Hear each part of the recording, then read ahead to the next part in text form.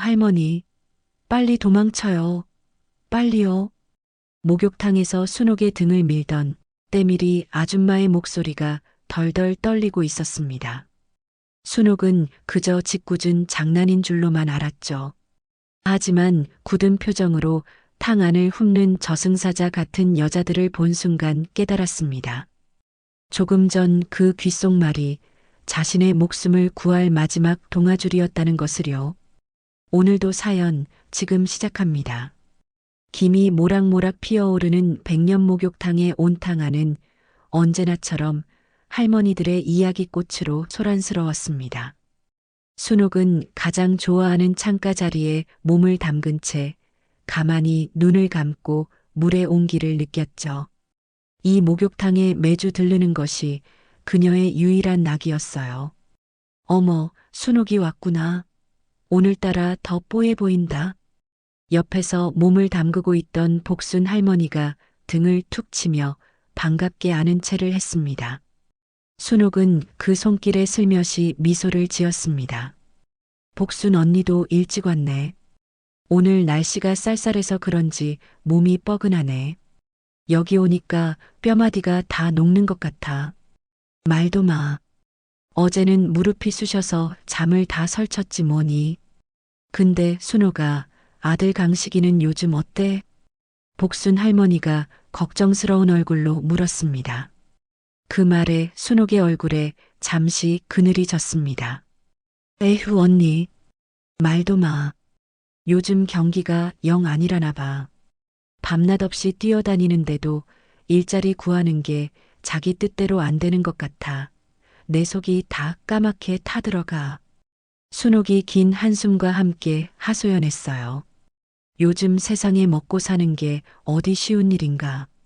우리 집 막내 손주놈도 번듯한 대학 졸업하고도 몇 년째 방구석에서 뒹굴고 있잖아. 내 속이 아니야. 다른 쪽에서 듣고 있던 말자 할머니가 대화에 끼어들며 혀를 찼습니다. 할머니들의 대화는 금세 자식 걱정으로 옮겨갔죠.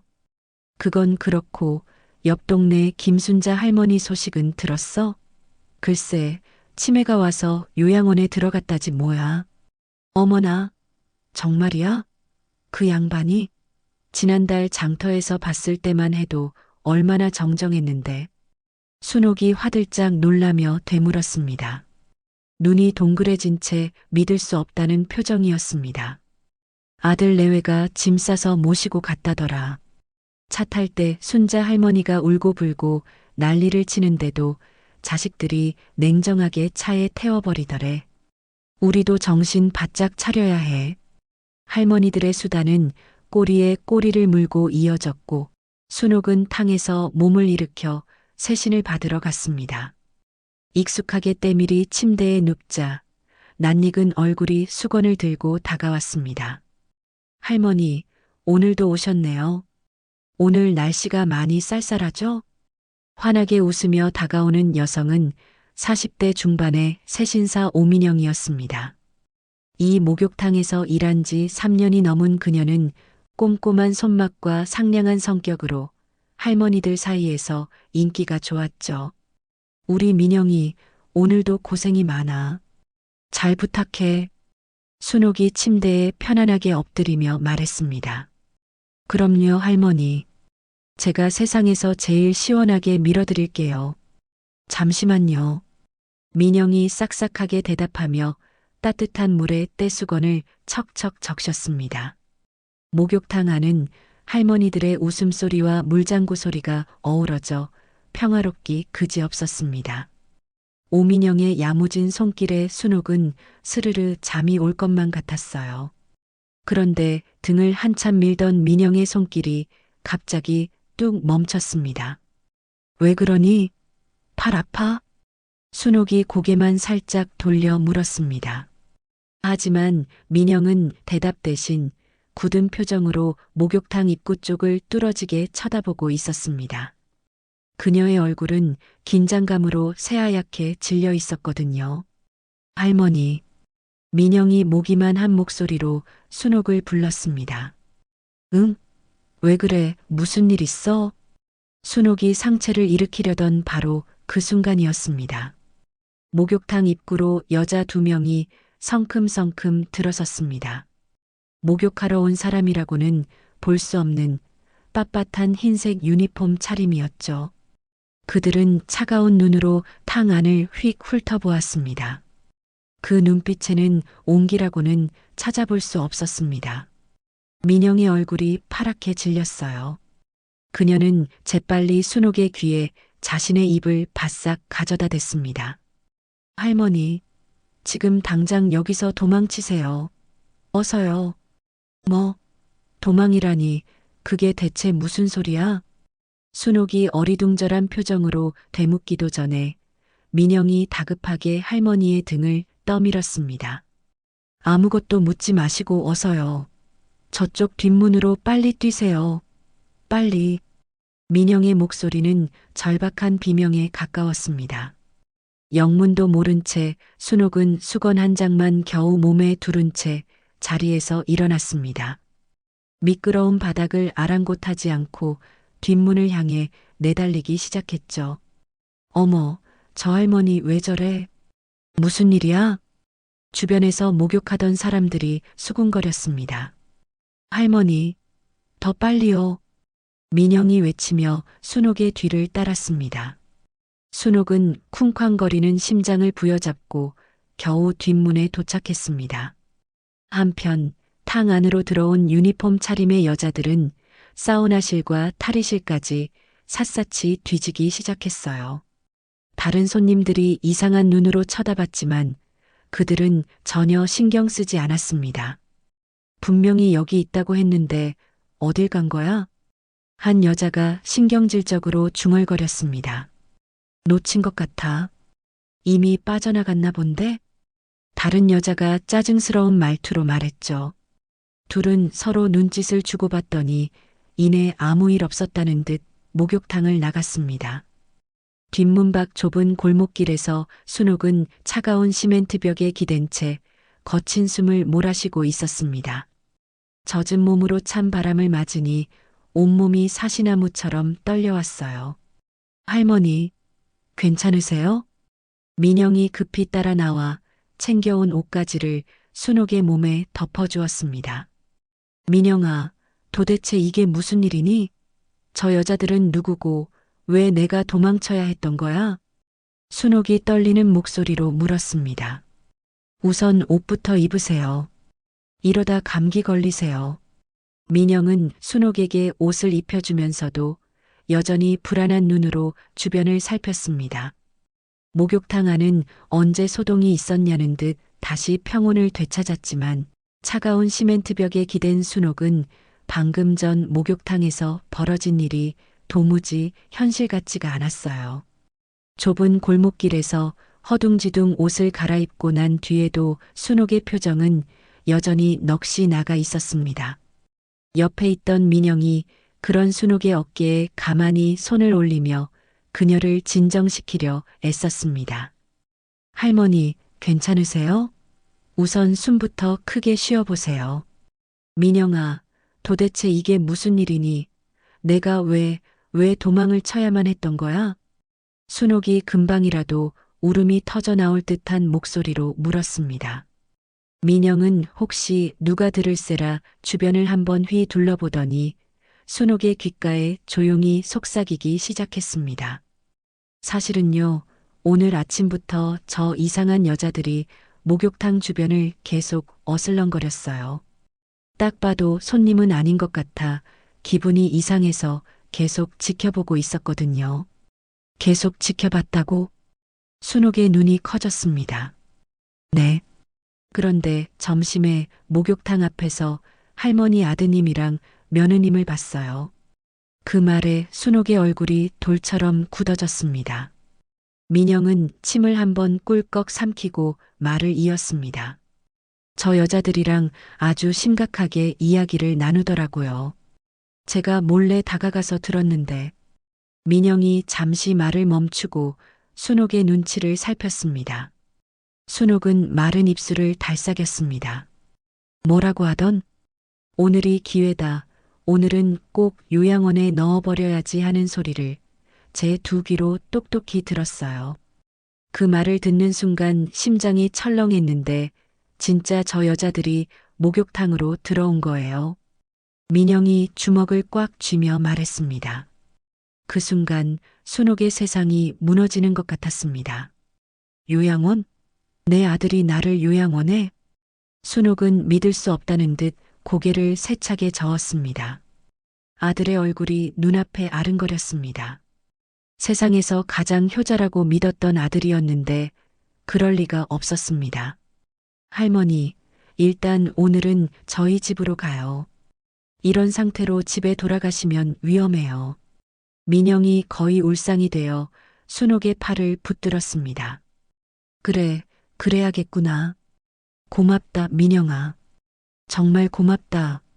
순옥의 눈에서 기어이 뜨거운 눈물 한 방울이 툭 떨어졌습니다.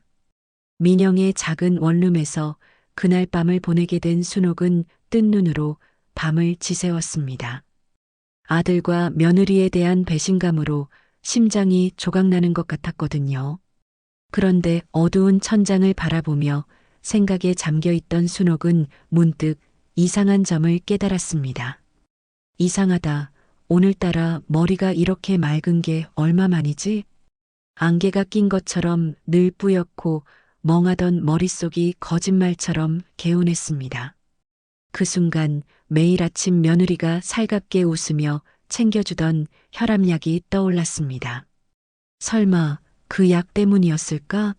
생각해보니 서희가 그 약을 챙겨주기 시작한 뒤부터 자꾸 깜빡깜빡하고 정신이 흐릿해졌던 것 같은데 끔찍한 생각이 꼬리에 꼬리를 물고 이어졌습니다. 밤새도록 전화벨이 날카롭게 울렸지만 순옥은 받지 않았습니다. 액정에 번갈아 뜨는 내 아들 강식이 예쁜 며느리라는 이름이 오늘따라 섬뜩하게 느껴졌죠. 다음 날 아침 또다시 전화벨이 울렸습니다. 한참을 망설이던 순옥은 마침내 결심한 듯 통화 버튼을 눌렀습니다. 어머니, 어디 계세요? 어젯밤부터 전화도 안 받으시고 저희가 얼마나 걱정했는지 아세요? 수화기 너머로 아들 강식의 호들갑스러운 목소리가 터져 나왔습니다. 민영이 집이다. 순옥은 놀랍도록 차분한 목소리로 대답했습니다. 네, 그 집에는 왜 가 계세요? 기다리세요. 지금 당장 모시러 갈 테니까.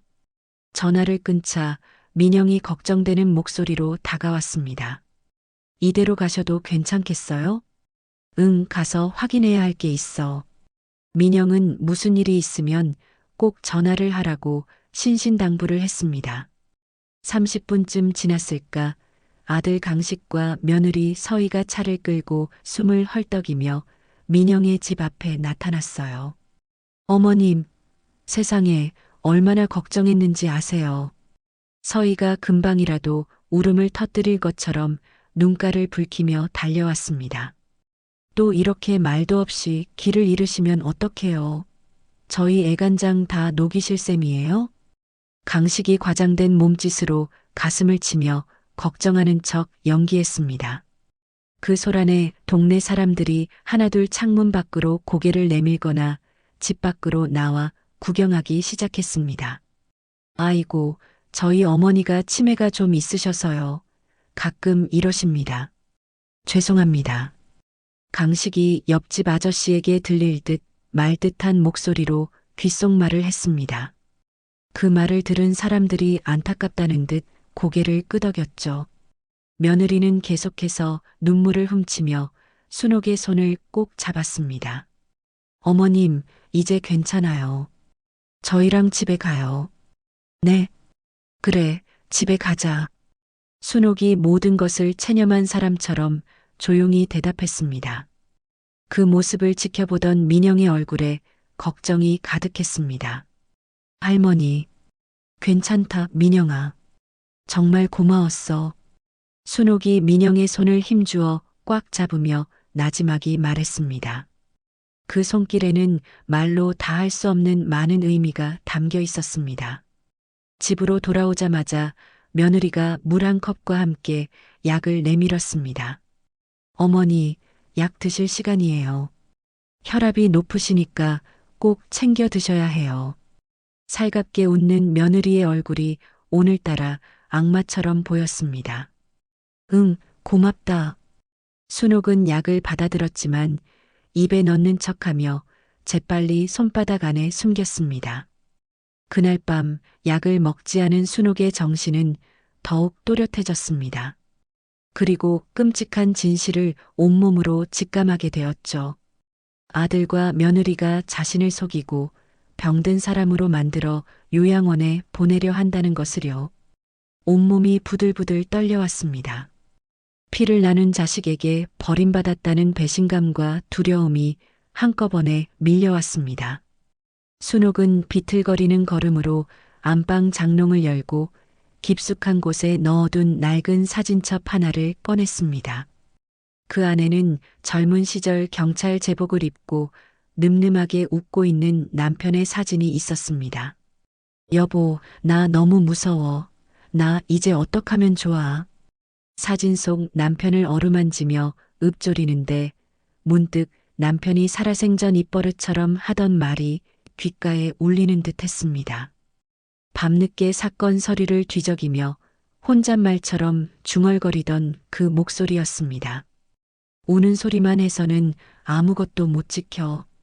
정신 똑바로 차리고 증거부터 찾아야지. 어디든 증거는 남아있어.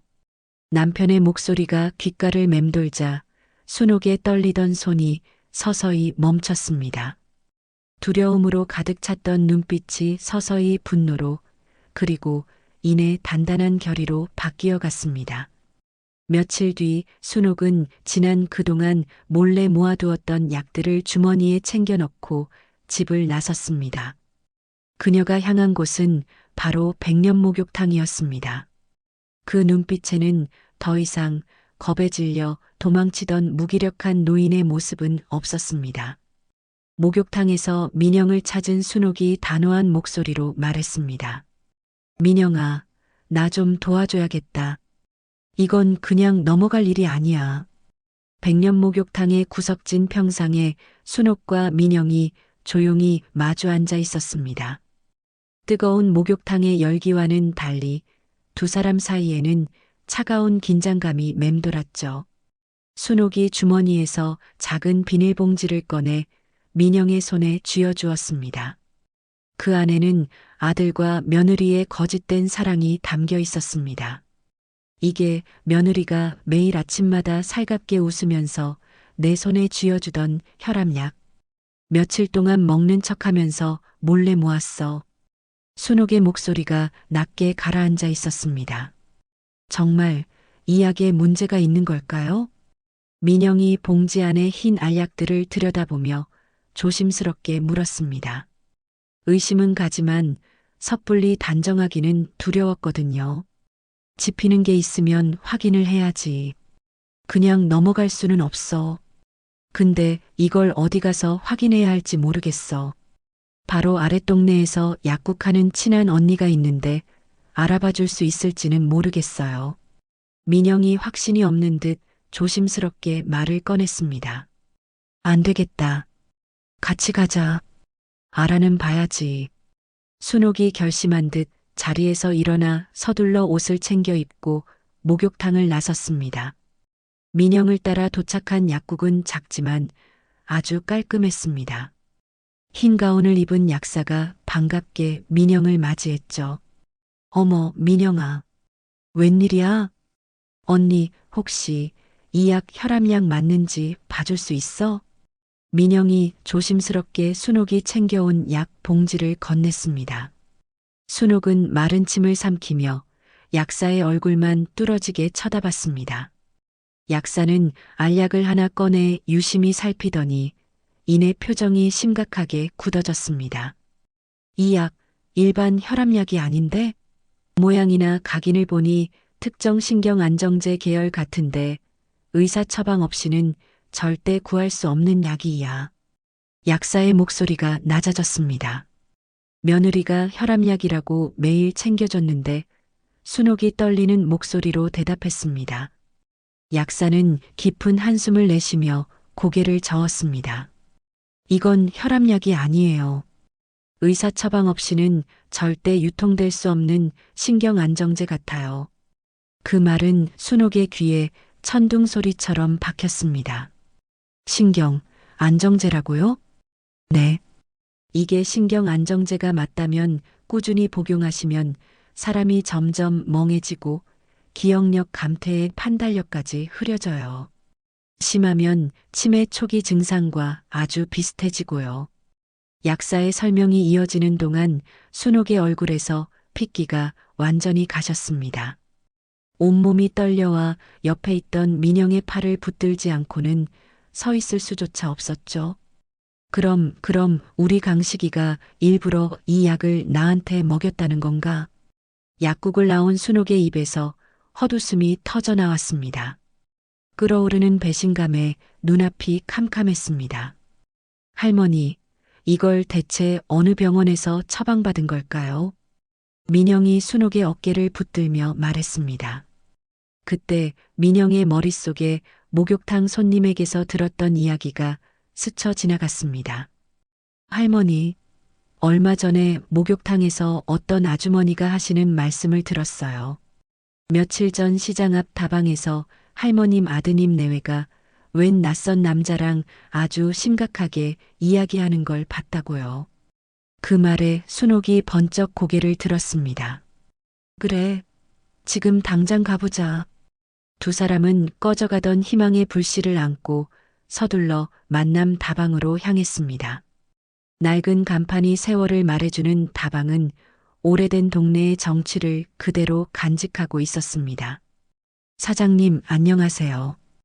혹시 여기 녹화되는 카메라가 있나요? 저희가 며칠 전 영상을 좀 확인할 수 있을까 해서요. 민영이 다방 주인에게 최대한 공손하게 물었습니다. 카메라? 아이고, 그런 골치 아픈 걸 우리가 뭐하러 달아요. 카운터에 앉아 신문을 보던 다방 주인이 손을 내저으며 말했습니다. 괜히 설치했다가 손님들끼리 싸움이라도 나면 경찰서만 들락날락해야 하는데 딱 질색이야. 우린 그런 거 없어요. 그의 대답은 너무나 단호했습니다. 그럼 혹시 며칠 전에 못 도와줘서 미안해요. 바쁘니 그만 가봐요. 다방 주인은 더 이상 이야기하고 싶지 않다는 듯 고개를 돌려버렸습니다. 순옥과 민영은 허탈한 표정으로 다방을 나올 수밖에 없었죠. 유일한 단서라고 생각했던 것이 눈앞에서 사라진 기분이었습니다. 할머니, 이제 어떡하죠? 방법이 없는 걸까요? 민영이 울상을 지으며 물었습니다. 역시 무리였나 보구나. 순옥이 긴 한숨을 내쉬며 다방 앞간이 의자에 주저앉았습니다. 막막함에 고개를 숙이고 있던 순옥이 무심코 고개를 들었습니다. 그때였습니다. 다방 바로 맞은편 국밥집 처마 밑에 달린 동그란 카메라가 순옥의 눈에 들어왔습니다. 민영아, 저길 좀 봐. 순옥이 갑자기 벌떡 일어나며 소리쳤습니다. 네, 어디요? 저기 국밥집 카메라가 있어. 다방 입구를 똑바로 비추고 있잖아. 순옥의 손가락 끝을 따라간 민영의 눈도 커졌습니다. 정말이었습니다. 국밥집 카메라는 정확하게 만남 다방의 입구를 향하고 있었죠. 어머나, 정말이네요. 다방으로 들어가고 나가는 사람이 전부 찍혔겠어요. 두 사람은 망설일 것도 없이 국밥집으로 향했습니다. 가게 안에서는 60대 후반으로 보이는 여자가 무심한 표정으로 커다란 솥에 담긴 국밥을 적고 있었습니다. 척 보기에도 이 시장의 터줏대감처럼 보이는 그녀가 바로 정미자였습니다. 안녕하세요. 순옥이 조심스럽게 인사를 건넸습니다. 미자는 고개를 들어 두 사람을 위아래로 한번 쓱 훑어볼 뿐이었습니다. 국밥 드시게요? 그녀의 목소리는 무뚝뚝했습니다. 아니요, 그게 아니라 실은 부탁드릴 게 있어서 왔어요. 가게 밖 카메라에 찍힌 영상을 좀 보여주실 수 있을까요? 민영이 떨리는 목소리로 부탁했습니다. 그 말에 미자의 표정이 순식간에 차갑게 변했습니다. 내가 왜 그래야 하는데요? 보아하니 복잡한 일 같은데 나는 남의 집 일까지 신경 쓰며 살고 싶지 않아요. 돌아가세요. 예상보다 훨씬 더 차가운 반응이었습니다. 순옥은 할 말을 잃고 실망한 채 돌아설 수밖에 없었죠. 모든 게 끝났다고 생각한 순간 끓고 있는 국밥솥에서 피어오르는 구수한 냄새에 순옥의 발걸음이 멈췄습니다. 아주머니 말씀이 맞아요. 제가 괜한 부탁을 드렸네요. 순옥이 한숨을 쉬며 말했습니다. 그럼 국밥 한 그릇만 포장해 주세요. 죽은 우리 남편이 경찰이었는데 이 근처 순찰 돌다가 여기 들러서 뜨끈한 국밥 한 그릇 먹는 걸 참 좋아했거든요. 미자의 국자를 젓던 손이 순간 멈칫했습니다. 경찰이라는 말과 이 집 국밥을 좋아했다는 구체적인 말에 미자의 눈빛이 흔들렸습니다.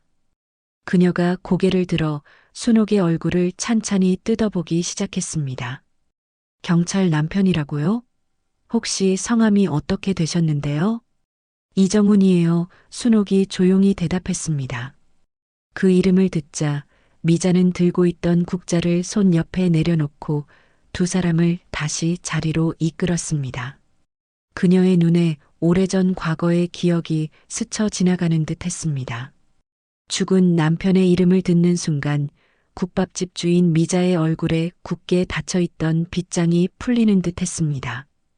그녀의 눈빛이 순식간에 흔들리기 시작했죠.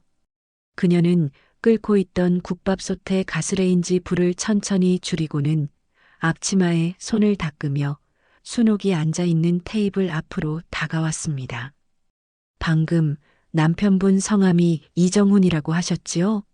혹시 시장 근처 파출소에서 일하셨던 그 이정훈 형사님 맞으세요? 미자의 목소리가 미세하게 떨리고 있었습니다. 네, 맞아요. 우리 남편 맞아요. 순옥이 고개를 끄덕였습니다. 그 대답을 듣자 미자는 잠시 말없이 순옥의 얼굴을 바라보더니 이내 깊은 한숨을 내쉬었습니다. 아이고, 세상에 그 양반 정말로 좋으신 분이었는데. 그녀의 눈시울이 금세 붉어졌습니다. 아주머니께서 저희 남편을 기억하시는군요. 순옥이 조심스럽게 물었습니다. 기억하죠. 저희 국밥집 늘 들러서 맛있다고 항상 말씀해 주셨는데. 그분은 제 은인이에요, 은인. 미자가 감정이 벅차오르는 듯 말했습니다. 은인이요? 옆에 있던 민영이 궁금하다는 듯 되물었죠. 미자는 가게 안쪽을 손으로 가리키며 말했습니다. 우선 여기 앉으세요. 이야기가 좀 길어요. 세 사람이 가게 구석의 낡은 테이블에 마주 앉자 미자가 천천히 입을 열었습니다. 벌써 한 20년도 더 된 일이네요. 그때 이 시장에 재개발 바람이 불어서 아주 시끄러웠거든요. 제가 그때 사기를 당해서 평생 모은 전 재산을 다 날릴 뻔했어요. 미자는 먼 과거를 떠올리는 듯 허공을 바라보며 말했습니다. 어머나, 그래서 어떻게 됐어요? 순옥이 걱정스럽게 물었습니다. 이 가게 터도 꼼짝없이 빼앗기고 길바닥에 나앉게 생겼었죠. 하늘이 무너지는 것 같아서 매일 밤을 울면서 보냈는데 그때 이정훈 형사님이 저희를 도와주셨어요. 자기 일처럼 발벗고 나서서 밤낮으로 뛰어다니시며 사기꾼 놈들을 잡아주시고 저희가 이 가게를 지킬 수 있게 해주셨죠. 미자의 목소리에는 진심 어린 감사함이 가득 배어 있었습니다. 그런 일이 있었군요. 순옥은 처음 듣는 남편의 이야기에 눈물을 글썽였습니다. 그뿐인 줄 아세요? 사건이 다 해결된 후에도 매일같이 들러서 별일 없는지 안부도 물어봐 주셨어요. 그렇게 속정 깊은 분이셨어요. 미자가 순옥의 손을 따뜻하게 꽉 잡았습니다. 형사님 아니었으면 지금의 저도 이 국밥집도 없어요. 그러니 제가 도움 드릴 수 있는 건 드릴게요. 고맙습니다. 정말 고맙습니다. 아주머니. 순옥이 고개를 숙이며 인사했습니다. 그 순간 미자는 자리에서 벌떡 일어났습니다.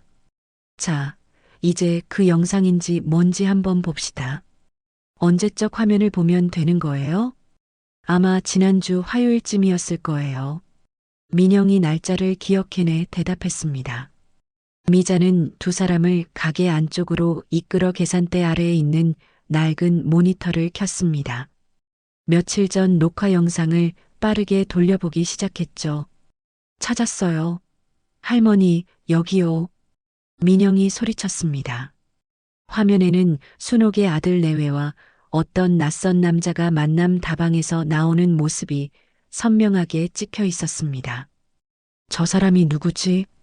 순옥이 화면을 자세히 들여다봤습니다. 남자의 얼굴을 확인하던 미자의 눈이 갑자기 커졌습니다. 이 사람 저기 시내 사거리에 있는 한빛 신경외과 최 원장 아니에요? 한빛 신경외과요? 순옥이 쏘스라치게 놀라며 되물었습니다. 네, 맞아요. 틀림없어요. 근데 아드님 내외가 저 의사랑 왜 저기서 만났을까요? 미자가 고개를 갸웃거리며 말했습니다. 그 순간 순옥의 얼굴이 새하얗게 질렸습니다. 오래전 남편이 했던 말이 불현듯 떠올랐기 때문이죠. 저희 남편이 살아있을 때 말했어요. 한빛 신경외과 원장이 과거에 의료사고랑 불법으로 약물을 처방해줘서 경찰 조사까지 받았던 사람이라고요. 그때 증거가 부족해서 풀려나긴 했지만 아주 질이 나쁜 인간이니 절대 저 병원에는 가지도 말라고 했어요. 순옥이 떨리는 목소리로 말했습니다. 세상에, 그럼 아드님이 일부러 그 의사를 찾아갔다는 말이잖아요. 민영이 충격을 받은 표정으로 말했습니다. 모든 조각이 끔찍하게 맞춰지는 순간이었습니다. 순옥은 차마 말을 잇지 못하고 입술만 파르르 떨었습니다. 미자가 혀를 차며 화면을 다시 들여다봤습니다.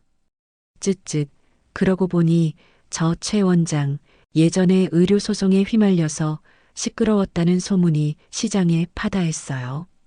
그래서 병원 이름 바꾸고 동네 이사해서 다시 개업한 거라고 들었죠. 순옥이 두 주먹을 꽉 쥐었습니다. 그럼 나한테 그 이상한 약을 처방해준 의사가 바로 저 사람이었구나. 그럼 이 영상이 아주 중요한 증거가 될까요? 미자가 두 눈을 반짝이며 물었습니다. 네, 아주 중요할 거예요. 하지만 이것만으로는 부족할지도 몰라요. 저 의사가 무슨 약을 처방했는지 더 확실한 증거가 필요해요. 순옥이 냉정하게 상황을 판단하며 말했습니다. 미자는 고개를 끄덕이며 재빨리 영상을 작은 저장 장치에 복사했습니다. 일단 이 영상은 제가 복사할게요. 경찰서에 가면 분명 도움이 될 겁니다. 정말 고맙습니다. 이 은혜는 평생 잊지 않을게요. 순옥과 민영, 그리고 미자는 국밥집 안에서 앞으로의 일을 계획하기 시작했습니다. 모든 일의 시작점인 아들과 의사의 첫 만남, 그곳에서 대체 무슨 일이 있었던 걸까요? 모든 일의 시작은 차가운 비가 내리던 한 달 전으로 거슬러 올라갑니다. 시내 사거리에 위치한 한빛 신경외과 진료실 안은 바깥의 날씨만큼이나 스산한 공기가 흘렀습니다.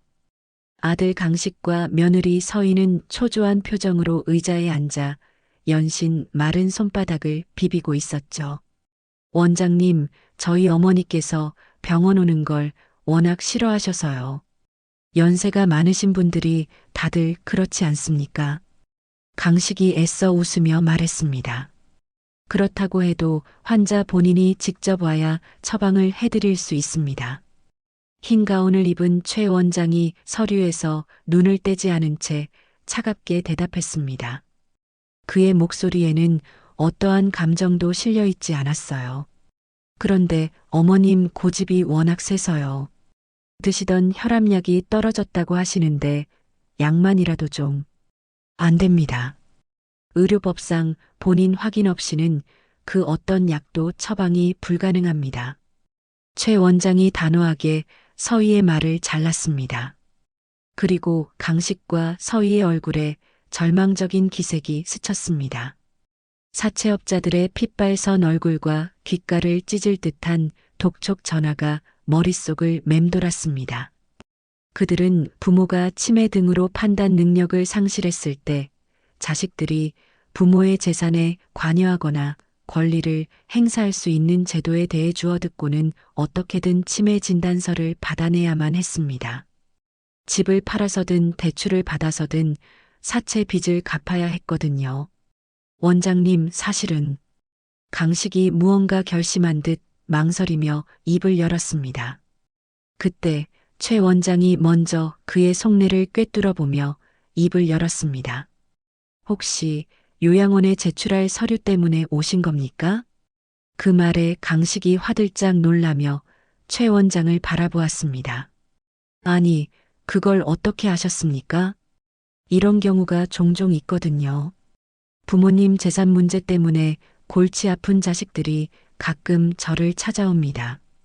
최 원장의 입가에 의미를 알 수 없는 미소가 번졌습니다. 강식은 그 미소가 마치 동아줄처럼 느껴졌어요. 그럼 원장님, 혹시 저를 좀 도와주실 수 있겠습니까? 강식이 기대에 찬 목소리로 물었습니다. 못할 건 없죠. 하지만 이건 아주 위험한 일입니다. 그만큼의 대가는 치르셔야 할 겁니다. 대가라면 돈 말입니까? 얼마를 원하십니까? 3천만 원. 최 원장이 아무렇지 않게 액수를 불렀습니다. 강식이 자리에서 벌떡 일어났습니다. 네, 3천만 원이요? 그건 너무하지 않습니까? 그럼 다른 곳을 알아보시든가요. 요즘 세상에 이런 위험한 일을 책임지고 해줄 의사가 과연 몇이나 될 것 같습니까? 최 원장이 조소 섞인 말투로 말했습니다. 강식은 잠시 분노로 얼굴이 붉어졌지만 이내 자포자기한 심정으로 자리에 다시 앉았습니다.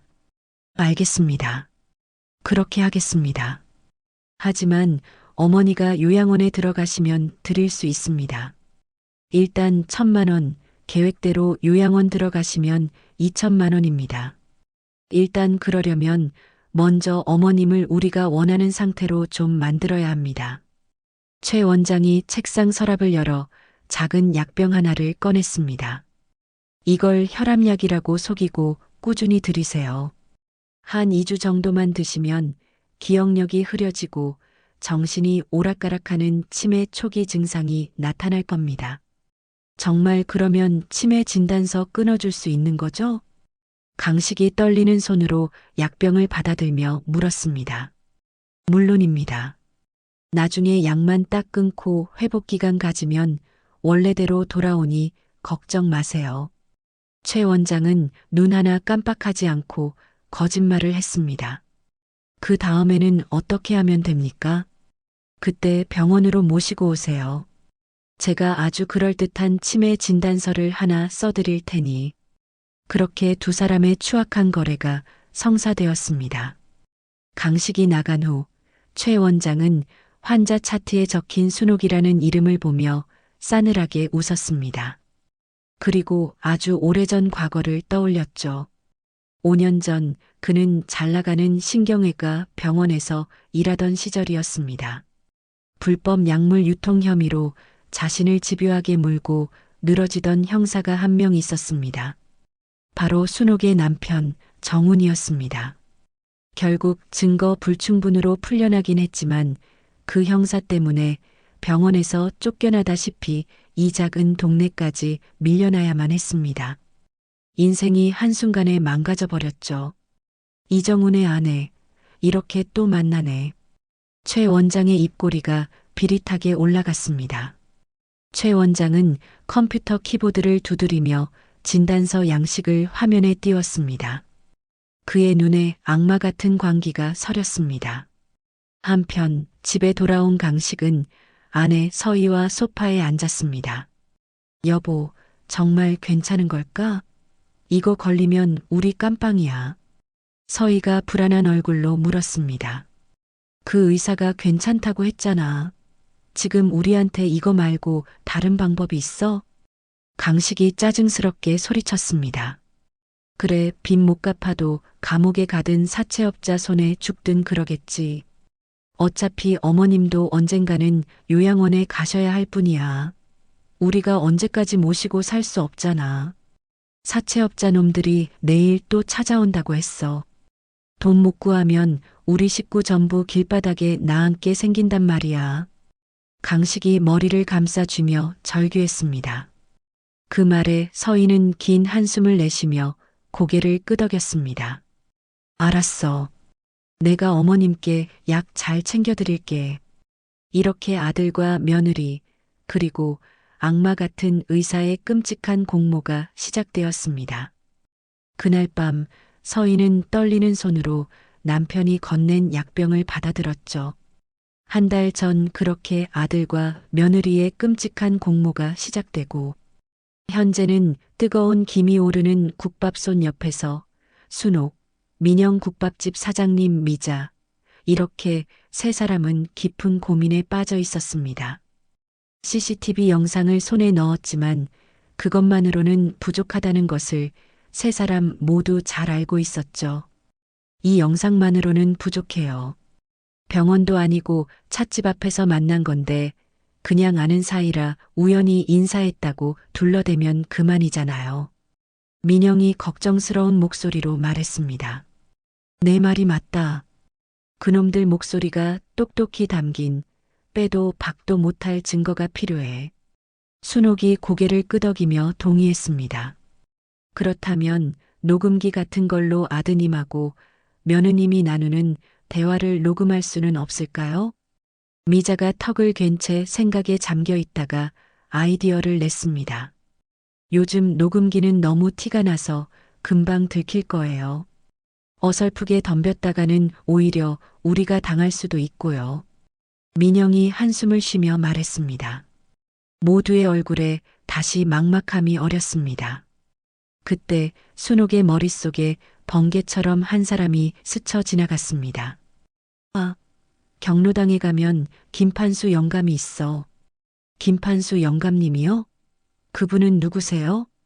그 양반이 젊었을 때 청계천에서 대단한 기술자였다고 하더라.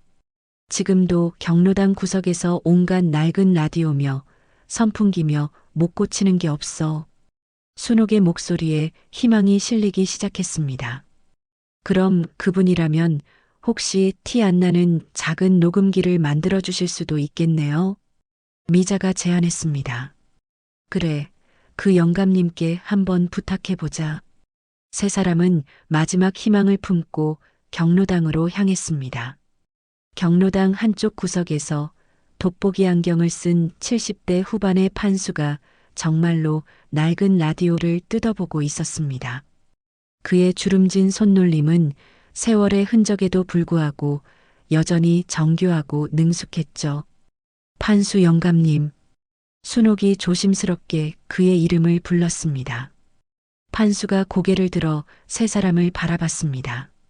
어허, 순옥이 아니여. 웬일로 여기까지 다 왔어? 영감님께 꼭 부탁드릴 일이 있어서 찾아왔어요. 순옥이 정중하게 말했습니다. 판수는 손에 들고 있던 공구를 내려놓고 자리에서 일어났습니다. 무슨 일인데 그래? 순옥은 자세한 이야기는 하지 않고 아들과 며느리의 대화 내용을 녹음해야 한다는 이야기를 꺼냈습니다. 그래서 나더러 티 안 나는 녹음기를 하나 만들어 달라. 이 말이야? 네, 영감님. 영감님 밖에는 부탁할 사람이 없어요. 판수가 잠시 생각에 잠기더니 이내 고개를 저었습니다. 나는 남의 집안일에 끼어들고 싶지 않아. 미안하지만 다른 사람을 알아봐. 단호한 거절에 순옥의 얼굴에 실망감이 가득했습니다. 그 순간 순옥이 절박한 심정으로 외쳤습니다. 영감님, 이건 그냥 단순한 집안 싸움이 아니에요. 제 아들이 의사랑 짜고 약을 먹여서 멀쩡한 저를 치매 환자로 만들려는 거예요. 도와주세요, 제발요. 약을 먹여 치매 환자로 만든다는 그 말에 판수의 표정이 싸늘하게 얼어붙었습니다. 그의 손이 미세하게 떨리기 시작했습니다. 방금 뭐라고 했소? 의사가 처방해준 가짜 약을 먹여서 제정신이 아니게 만든 다음에 병원에 데려가서 치매라고 진단서를 써주기로 했대요. 할머니 재산 때문에 민영이 덧붙여 설명했습니다. 그 말을 듣자 판수가 두 주먹을 세게 쥐었습니다. 그 짐승만도 못한 놈들. 판수의 목소리에 서슬퍼런 분노가 서렸습니다. 영감님? 순옥이 조심스럽게 그를 불렀습니다. 판수가 깊은 한숨을 내쉬며 입을 열었습니다. 5년 전 우리 집사람 영순이도 똑같은 일을 당했지. 네. 세 사람의 눈이 동그래졌습니다. 자식놈들이 의사와 짜고 멀쩡한 사람을 정신병원에 쳐넣었지. 얼마 안 되는 재산이 탐나서 판수의 눈에 뜨거운 눈물이 맺혔습니다. 그렇게 병원에 갇힌 영순이는 결국 억울하게 세상을 떠났어. 세 사람은 충격적인 이야기에 아무 말도 할 수 없었습니다. 평생을 기술자로 살았는데 내 마누라 억울함 풀어줄 증거 하나를 못 찾았어. 내가 판수가 분노를 이기지 못하고 주먹으로 책상을 내리쳤습니다. 그때의 무력함과 뼛속까지 사무쳤던 분노를 나는 하루도 잊은 적이 없어. 영감님. 순옥이 눈물을 글썽이며 그의 이름을 불렀습니다. 판수가 눈물을 닦고 순옥을 똑바로 바라봤습니다. 순옥이 당신까지 그런 억울한 일을 당하게 둘 수는 없지. 그의 눈빛이 결연하게 변해 있었습니다. 그럼 도와주시는 거예요? 민영이 기쁜 목소리로 물었습니다. 내가 40년간 만져온 기술을 전부 쏟아부어서 세상 어떤 놈도 눈치채지 못할 완벽한 물건을 만들어주겠소? 판수가 단호하게 약속했습니다. 고맙습니다, 영감님. 정말 고맙습니다. 순옥이 판수의 손을 꽉 잡았습니다. 판수는 잠시 눈을 감고 아내를 떠올린 뒤 작업대 위에 놓인 작은 부품들을 결연한 눈빛으로 바라보았습니다. 며칠 후 순옥의 집 거실 선반 위에는 낡고 정겨운 모양의 휴대용 라디오가 놓여 있었습니다. 판수가 며칠 밤낮으로 정성을 다해 만든 특별한 녹음기였죠. 겉보기에는 영락없는 옛날 라디오였지만 그 안에는 세상 누구도 눈치챌 수 없는 최첨단 녹음 장치가 숨겨져 있었습니다. 순옥은 작전 개시를 앞두고 불안한 마음에 라디오를 만지작거렸습니다. 영감님, 정말 이걸로는 안 들키는 게 확실하겠지요? 곁에 있던 판수에게 순옥이 나지막이 물었습니다. 내 40년 기술자의 명예를 거는 거요. 저건 세상 누가 봐도 그냥 낡은 라디오일 뿐이니 걱정 마시오. 판수가 자신의 작품을 흐뭇하게 바라보며 자신 있게 대답했습니다. 작동법도 아주 간단하게 만들었소. 여기 이 볼륨 조절 버튼 보이지요?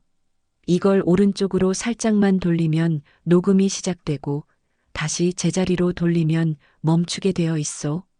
그리고 마침내 결전의 날이 밝았습니다. 순옥이 자신의 방에서 애써 태어난 척 책을 읽고 있었죠. 그녀의 거실엔 판수 할아버지가 만들어준 라디오 녹음기가 작동하고 있었습니다. 저녁이 되자 아들 강식이 집에 들어왔습니다. 그는 주변을 한번 휙 둘러보더니 주머니에서 핸드폰을 꺼냈습니다. 여보세요, 원장님. 네, 접니다. 이강식. 강식이 문틈으로 눈치를 살피며 작은 목소리로 전화를 걸었습니다. 순옥은 책에서 눈을 떼지 않은 채 모든 신경을 아들의 목소리에 집중했지만 작게 말하는 목소리에 들리지 않았죠. 하지만 녹음기엔 아들의 통화 내용이 녹음되고 있었습니다. 약효요? 아, 네. 아주 좋습니다. 요즘 어머니가 부쩍 멍하니 계시고 했던 말을 또 하시고 진짜 치매 환자 같아요. 다음 주 중으로 병원에 한번 모시고 가겠습니다. 전화기 너머로 최 원장의 차가운 목소리가 희미하게 녹음되고 있었습니다.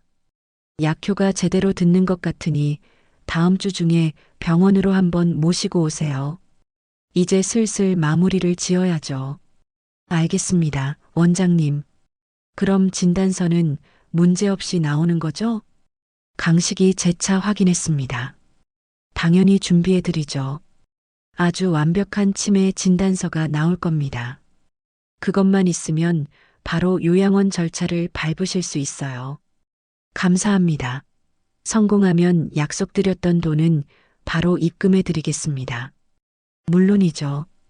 이번 일만 깔끔하게 마무리되면 우리 사이에 더는 볼 일도 없을 겁니다. 최 원장의 목소리에는 일말의 감정도 실려 있지 않았습니다. 네, 그럼 시간 정해서 내일 다시 연락드리겠습니다. 순옥은 잠시 후 거실로 나갔습니다. 강 씨가 누구랑 그렇게 통화를 하니? 아, 어머니. 그냥 회사 친구요. 강식은 아무렇지 않게 거짓말을 했습니다. 그래. 순옥이 짧게 대답했습니다. 그녀는 속으로 녹음기에 제발 모든 내용이 잘 담겼기를 간절히 바랐습니다. 잠시 후 순옥은 일부러 지갑과 장바구니를 챙겨 들었습니다. 나장 좀 봐서 올란다. 저녁에 된장찌개라도 뜨끈하게 끓여 먹자꾸나. 순옥이 현관문을 나서자마자 거실에 있던 며느리 서희가 소파에 앉아있는 강식에게 짜증스럽게 쏘아붙였습니다. 물론 이 대화 또한 라디오는 하나도 놓치지 않고 깨끗하게 담아내고 있었죠. 여보, 근데 어머니 약효가 너무 더딘 거 아니야? 최 원장이 2주면 된다더니 벌써 2주가 넘었잖아. 그녀의 목소리에는 두려움이 아닌 조급함이 가득했습니다. 조급해하지 마. 방금 원장이랑 통화했어. 다음 주 중으로 모시고 오라더라. 이제 정말 다 끝났어. 강식이 아내를 안심시켰습니다. 사채업자들이 언제까지 기다려줄 것 같아? 어제도 집 앞까지 찾아와서 문을 두드리는데 심장이 철렁했다고. 하루라도 빨리 이 집 팔아서 돈부터 갚고 두 발 뻗고 자야 할 거 아니야. 서희가 날카롭게 말했습니다. 알아, 안다고. 그래서 서두르는 거 아니야. 진단서만 나오면 바로 다음날 요양원에 모시고 변호사한테 갈 거야. 그럼 이 지긋지긋한 빚쟁이 인생도 끝이라고. 지긋지긋해, 정말. 매일 아침 저녁으로 저 약 챙겨드리면서 살갑게 구는 것도 이제는 토 나올 것 같아. 언제까지 이 연극을 해야 해? 서희의 얼굴에는 죄책감이 아닌 탐욕에 가득 찬 혐오감만이 서려 있었습니다. 시장에서 돌아온 순옥은 녹음기를 멈추고 즉시 민영에게 전화를 걸었습니다. 민영아, 나야. 뭔가 많이 담긴 것 같아. 지금 바로 국밥집으로 와주렴. 1시간 후 미자의 국밥집에 민영과 판수까지 모두 모였습니다. 판수가 라디오에서 녹음 파일을 재생하자 먼저 강식과 최 원장의 대화가 흘러나왔습니다. 그리고 이어서 아들과 며느리가 나눈 소름 끼치는 대화까지 생생하게 울려 퍼졌습니다. 모든 녹음 내용을 듣는 동안 네 사람의 얼굴은 분노로 딱딱하게 굳어졌습니다. 친아들의 입에서 나온 말이라고는 믿을 수 없는 잔인한 말에 순옥의 가슴이 철렁 내려앉았죠. 눈물이 핑 돌았지만 입술을 꽉 깨물고 참아냈습니다. 이 짐승만도 못한 것들. 미자가 며느리의 목소리까지 듣자 치를 떨며 주먹으로 테이블을 내리쳤습니다. 어떻게 아들, 며느리 둘 다 돈 때문에 이런 끔찍한 짓을. 민영의 눈에는 어느새 눈물이 그렁그렁 맺혔습니다. 판수가 조용히 녹음을 끄며 말했습니다.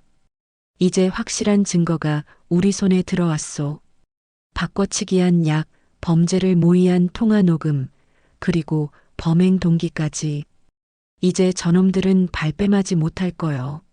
모든 증거가 모였네요. 순옥이 그 누구보다 담담한 목소리로 말했습니다. 할머니, 이제 경찰서로 가요. 더는 망설일 필요 없어요. 민영이 순옥의 손을 잡으며 말했습니다. 그래, 가자. 이제 저것들에게 죗값을 치르게 할 시간이야. 순옥의 눈에 서리빨 같은 결의가 섰습니다. 미자가 벌떡 자리에서 일어났습니다. 저도 같이 가겠습니다. 나도 가겠소. 이놈이 제대로 작동하는지 내 눈으로 똑똑히 봐야 하니.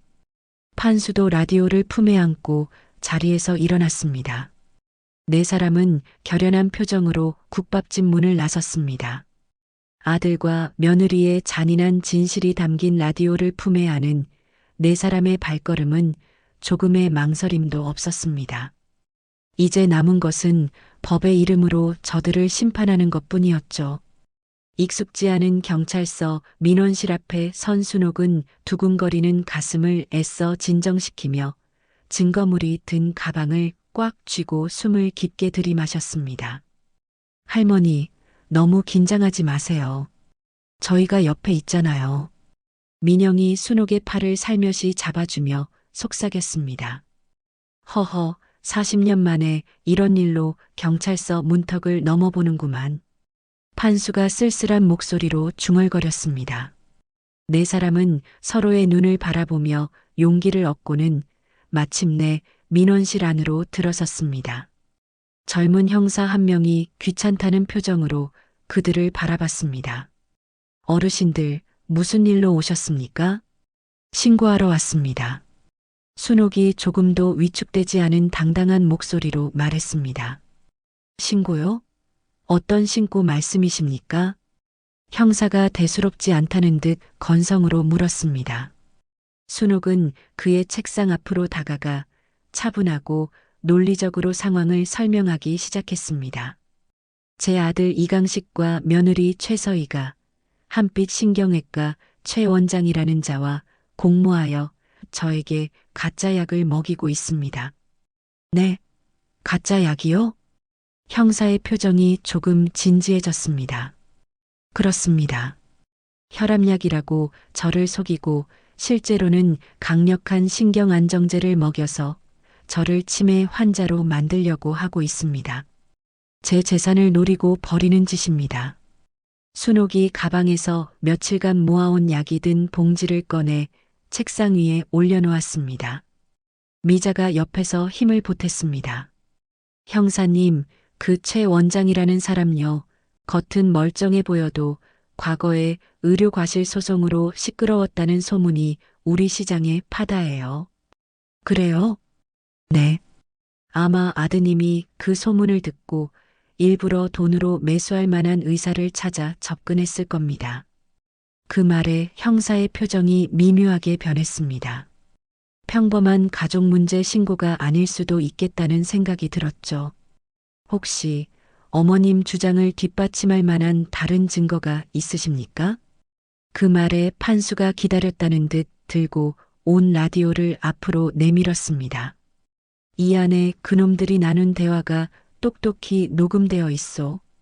형사가 의아한 표정으로 라디오를 받아들었습니다. 라디오 말입니까? 일단 한번 들어보시오. 판수가 직접 나서서 녹음된 파일을 재생했습니다. 라디오 스피커에서 강식과 최 원장의 목소리가 선명하게 흘러나왔습니다. 약효가 제대로 듣는 것 같으니 다음 주 중으로 병원으로 한번 모시고 오세요. 마무리 지어야죠. 성공하면 약속한 돈은 바로 드릴게요. 끔찍한 대화 내용이 끝나자 민원실 안에는 무거운 침묵이 흘렀습니다. 형사의 표정은 완전히 굳어져 있었습니다. 이건 보통 심각한 사안이 아니군요. 즉시 약의 성분 분석을 의뢰하고 녹취 파일의 진위 확인에 들어가겠습니다. 형사는 서둘러 어딘가로 전화를 걸기 시작했습니다. 며칠 후 형사가 순옥을 다시 경찰서로 불렀습니다. 순옥 곁엔 판수와 민영, 미자가 함께 서 있었고 네 사람은 긴장한 표정으로 형사를 바라봤습니다. 어머님, 분석 결과가 나왔습니다. 이 약, 혈압약 성분은 전혀 없고 어머님 말씀대로 강력한 향정신성 약물이 맞습니다. 역시 그랬군요. 순옥이 고개를 끄덕였습니다.